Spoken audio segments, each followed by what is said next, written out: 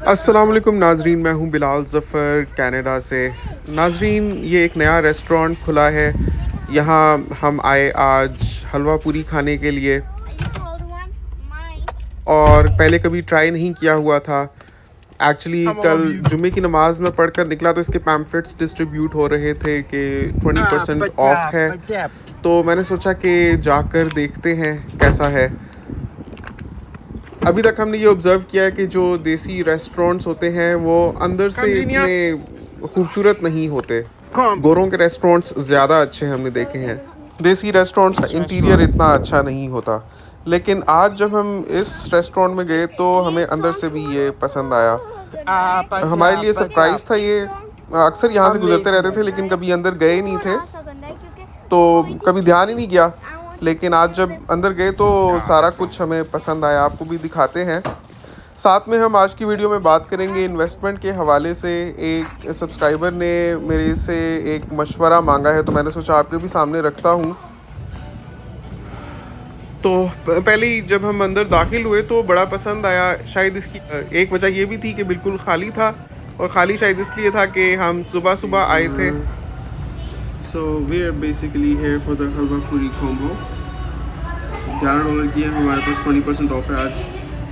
पाया खाया भी है, कीमा पराठा, तवा पराठा, वेजी ऑमलेट, पूरी। सबसे पहले पानी सर्व हुआ और बड़े अच्छे साफ़ सुथरे ग्लास, और इंटीरियर ओवरऑल ही हमें बहुत अच्छा लगा इसका। इवन जो इनके बेंचेस थे, जो सोफ़ा टाइप बेंचेस थे, जो कलर कॉम्बिनेशंस इन्होंने यूज़ किए हुए थे, कुछ टर्किश पाकिस्तानी मिक्स किस्म का इंटीरियर था। ये सारे शैंडलियर्स जो आप देख रहे हैं ये भी टर्किश लैंप लाइट्स हैं। ये देखें, ये कितना खूबसूरत एंट्रेंस पर इन्होंने बनाया हुआ है। ये स्ट्रिप लाइट लगाई हुई है वेवी पैटर्न में, और टाइल्स भी इतनी खूबसूरत थी। सेंटर में ये इन्होंने फ्लोरल इंटीरियर दिया है, और बहुत ही वार्म एंड वाइब्रेंट अपील है इसकी। बरगंडी मरून निश रेड सा शेड इन्होंने चूज़ किया है। और ये देखें, ये भी बड़े खूबसूरत पैटर्न्स इन्होंने लगाए हैं, मतलब विच स्पीक्स ऑफ पाकिस्तानी कल्चर। उसके हिंट्स हैं, जैसे ये आप देख रहे हैं मज़ार कायद है। मतलब मुख्तलिफ़ बिल्डिंग्स इस तरह की इन्होंने पोस्टर्स लगाए हुए थे। बैकग्राउंड में हल्का हल्का म्यूज़िक चल रहा था, और डाइन आउट एक्सपीरियंस होता है। बेसिकली खाना तो अपने घर में भी अच्छा मिल जाता है बंदे को, बस ये होता है कि गर्मा गर्म आए खाना और अच्छी जगह हो बैठने की, तो काफ़ी अच्छा लगा। शायद ये नया बना हुआ रेस्टोरेंट है, पहले कभी हमने देखा नहीं ज़्यादा। बाहर पार्किंग स्पेस भी काफ़ी है, अभी मैं आपको बाहर जाकर दिखाऊंगा। और ना सिर्फ ये दरख्त बहुत प्यारे थे, बल्कि इनके नीचे जो इन्होंने स्टोन्स रखे हुए थे वो भी बड़े खूबसूरत रंग के थे। अभी मैं आपको आगे चलकर दिखाता हूँ, लेकिन मीनवाइल हम मेन्यू देखते हैं तो जो प्राइसेस हैं दे आर ऑल्सो कम्पेटिटिव। मतलब not very low but also not on the very high and, क्योंकि इससे ज़्यादा एक्सपेंसिव हमने चीज़ें देखी हैं यहाँ पर। तो ये एक मिडल रेंज में, थोड़ा सा मिडल से बेहतर ही है प्राइसेस, समझ लें। और क्वालिटी खाने की कैसी है वो तो आपको मैं दिखा ही देता हूँ अभी जब आएगा। तो ये हम नाश्ता करने गए थे। मैं तो घर में खाया था मैं ट्यूना सैंडविचेस खा कर गया था घर से। मुझे वो बड़े पसंद है। देसी अंडे हम लाए हुए थे तो मैं तो करके गया था, लेकिन हिना कह रही थी कि आज उनको बाहर से खाना है, इसलिए हमने सिर्फ एक ही प्लेटर बनाया था। बच्चियों को भी हम नाश्ता करवा चुके हुए थे। और हमने यहाँ से मटका चाय भी ऑर्डर की थी। दो तरह की चाय थी, कश्मीरी और कड़क मटका चाय। तो हमने कड़क मटका चाय ऑर्डर की थी, साथ में हलवा पूरी का प्लेटर था। तो ऑलमोस्ट 10 मिनट्स में आ गया था खाना।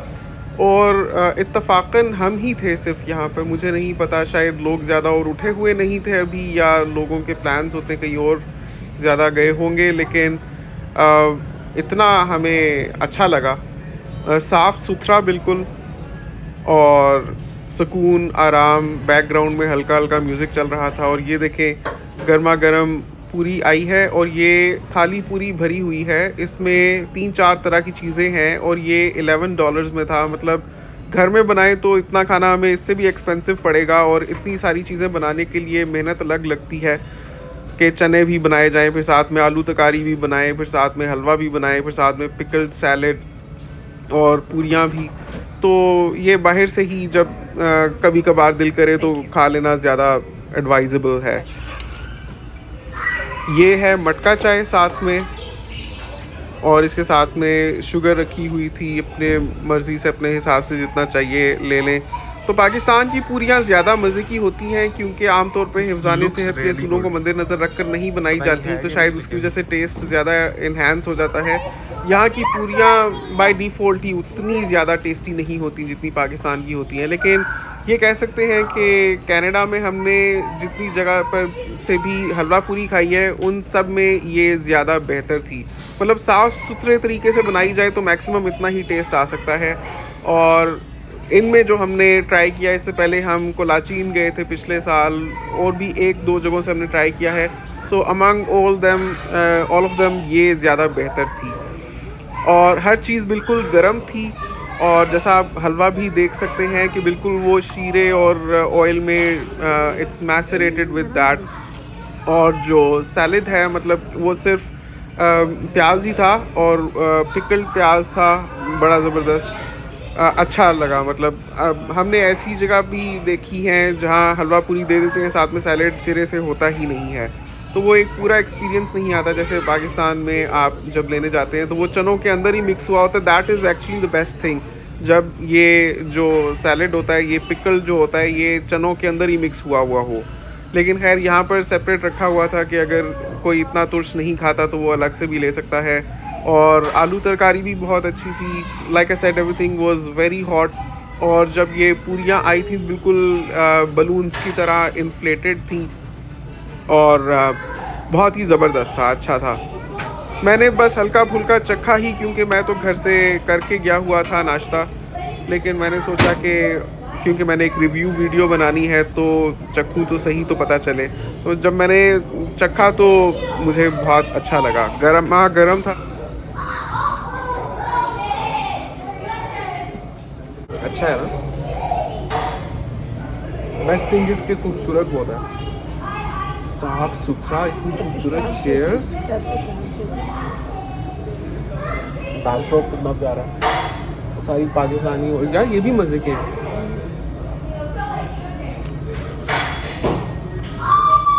बाकी खाना भी अच्छा होगा।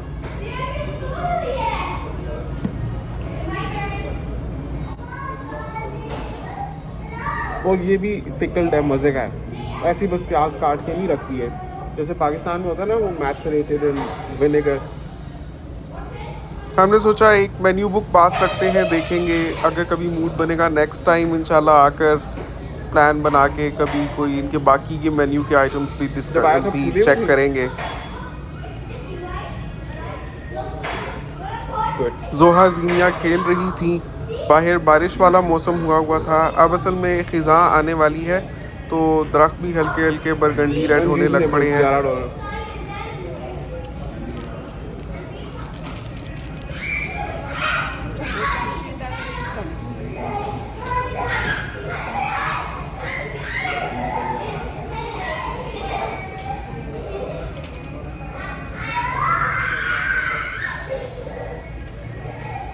बस मैंने खुद तो इतना ही खाया था क्योंकि मैं घर से नाश्ता करके गया हुआ था, लेकिन मटका चाय अभी ट्राई करनी बाकी थी। उसमें मैंने ये शुगर और चीनी का साशे एक डाला था, तो वो हमसे ज़्यादा हो गई थी। हम समझे थे कि पहले से चीनी नहीं डली हुई, लेकिन जब ये डाली तो थोड़ी ज़्यादा मीठी हो गई थी। इसका मतलब पहले से चीनी थी उसमें, लेकिन मज़े की थी चाय।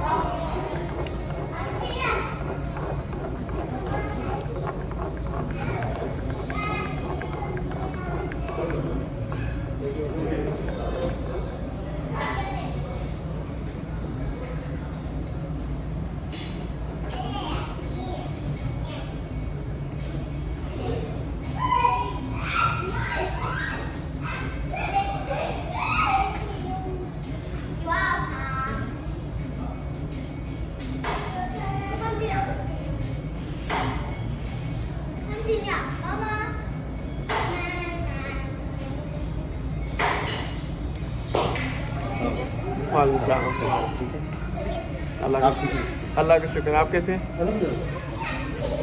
Come here, both of you. Come here, both of you. Okay. No, I don't eat it. Genia. Ya Allah. Okay. Yeah. Yummy. Oh. I think it's the one.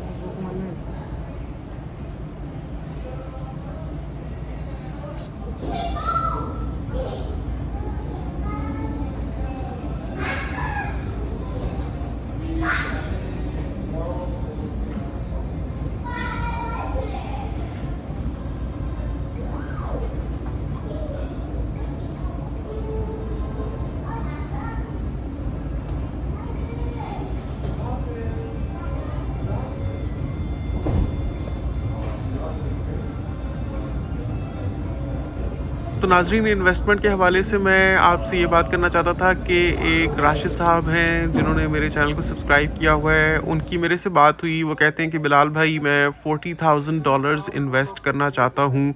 मैं सोच रहा हूँ कि बिटकॉइन ले लूँ। हालांकि अभी ऑल टाइम हाई है, लेकिन ऑल टाइम हाई इसीलिए है कि बहुत लोगों का इसमें है रुझान इस तरफ इन्वेस्ट करने का। और मैंने देखा है कि अगर मैं इसकी ग्रोथ प्रोफाइल देखूं तो पिछली दिहाई में ये कुछ भी नहीं था, और उससे ये अभी इतना चढ़ गया है कि कैनेडियन $1,60,000 का एक बिटकॉइन मिल रहा है। तो मैं सोचता हूँ कि ये इसी तरीके से बढ़ता जाएगा। तो अभी जो मैं 40,000 इन्वेस्ट करूँगा तो हो सकता है कि आज से 10 साल बाद मेरे वो 80,000 हो जाएं, या हो सकता है कि उससे भी ज़्यादा हो जाएं। तो आप इस बारे में क्या समझते हैं?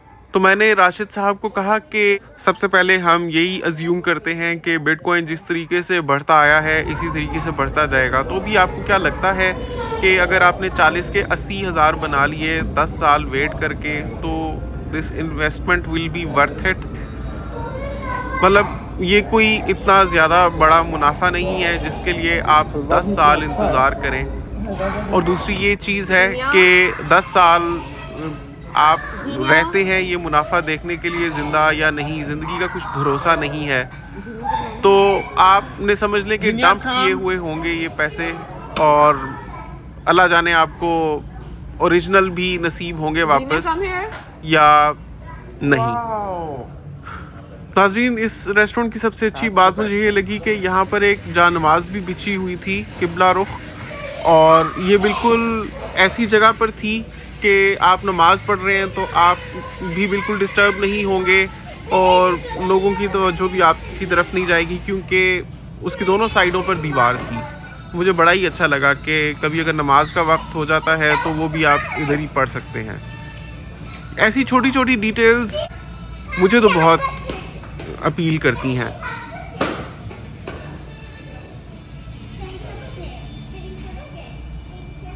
मैंने राशिद साहब से कहा कि आप समझते हैं इसी तरीके से बढ़ता जाएगा? ये आज 1,60,000 का है, हो सकता है 2 महीने बाद ये 80,000 का रह जाए।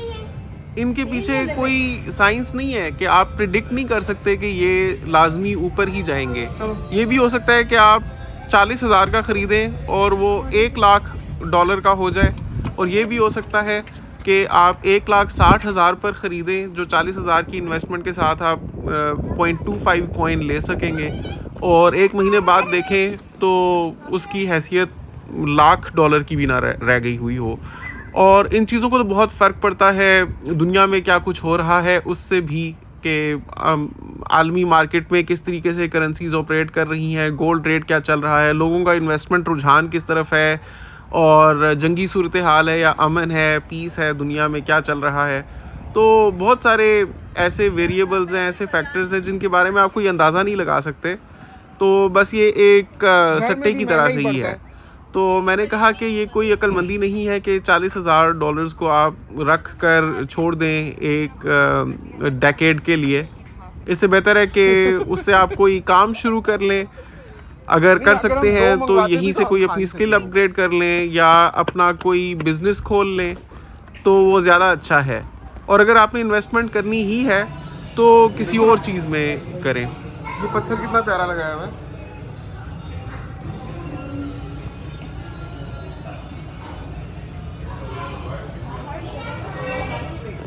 हाँ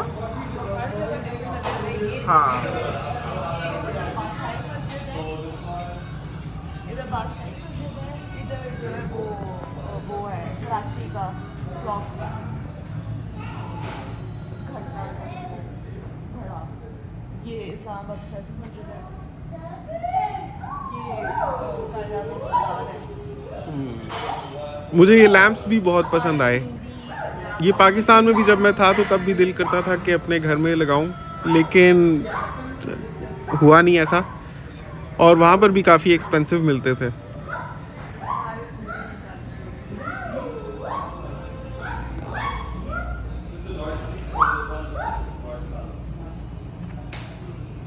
कि देखें, they have paid attention to details. ये कितनी खूबसूरत ये पत्थर इन्होंने रखा हुआ है यहाँ पर, चमकीला सा और राउंडेड एजेस के साथ, मतलब सारे राउंड पत्थर हैं ये।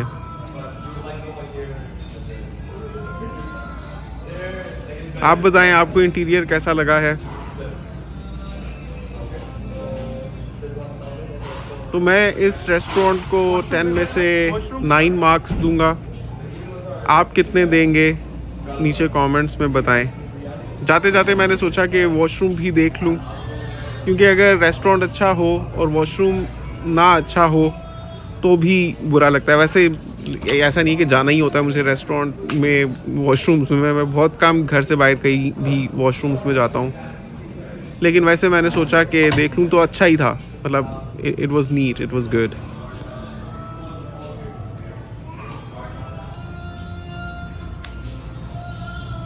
तो नाजरीन, आप इस बारे में क्या कहते हैं, नीचे कमेंट्स में अपनी राय का इजहार करें कि अगर उनके पास $40,000 हैं तो उनको कहाँ इन्वेस्ट करने चाहिए, और आपके ख्याल में क्या क्रिप्टो में, स्पेशली बिटकॉइन में इन्वेस्ट करना एडवाइजेबल है? आप क्या समझते हैं? अपने तजर्बे या लोगों की अगर आपने कोई कहानियाँ सुनी हैं या आपने खुद ऑब्ज़र्व किया है तो नीचे कमेंट्स में ज़रूर शेयर कीजिएगा।